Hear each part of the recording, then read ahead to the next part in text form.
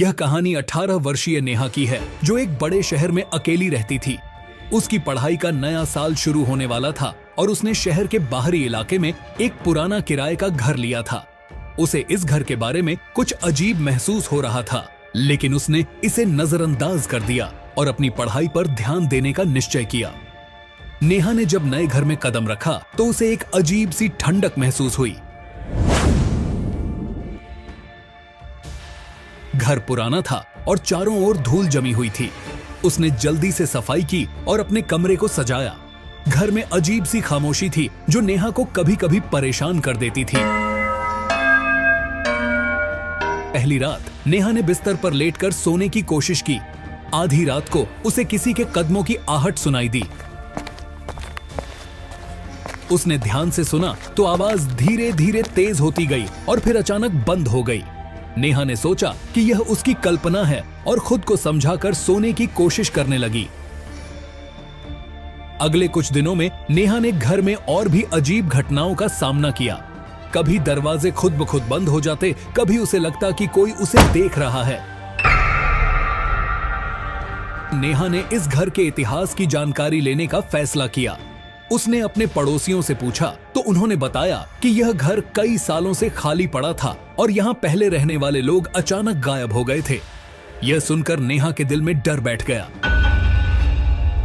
नेहा ने घर की छानबीन के दौरान एक पुरानी डायरी खोज निकाली। डायरी में लिखा था कि इस घर में एक लड़की राधा रहती थी जो अचानक गायब हो गई थी। डायरी में राधा के जीवन के बारे में और उसके गायब होने से पहले के दिनों के बारे में लिखा था।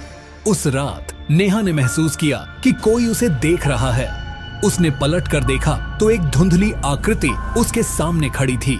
आकृति नेहा की ओर बढ़ी और उसने चिल्लाते हुए कहा, मुझे मदद चाहिए। नेहा ने डर के मारे चिल्लाया, लेकिन वह जल्द ही समझ गई कि यह आत्मा राधा की है जो मदद की गुहार लगा रही है। नेहा ने राधा की आत्मा से बातचीत करने की कोशिश की। राधा ने बताया कि उसे इस घर में कैद कर दिया गया है और उसकी आत्मा को मुक्ति चाहिए। नेहा ने राधा की आत्मा को मुक्त करने के लिए पुरानी डायरी में लिखी विधि को पढ़ा और उसी के अनुसार पूजा करने का निश्चय किया। पूजा की रात नेहा ने घर में अकेले ही पूजा की तैयारी की। उसने दीपक जलाया और मंत्रों का जाप करने लगी। जैसे जैसे पूजा आगे बढ़ी, घर के अंदर की हवा भारी होती गई और एक बार फिर राधा की आत्मा प्रकट हुई।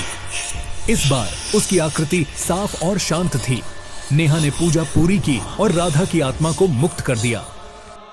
पूजा के बाद घर में एक अद्भुत शांति छा गई। नेहा ने महसूस किया कि अब घर में कोई अजीब गतिविधि नहीं हो रही है। उसने राधा की आत्मा को मुक्ति दिलाने का संतोष महसूस किया।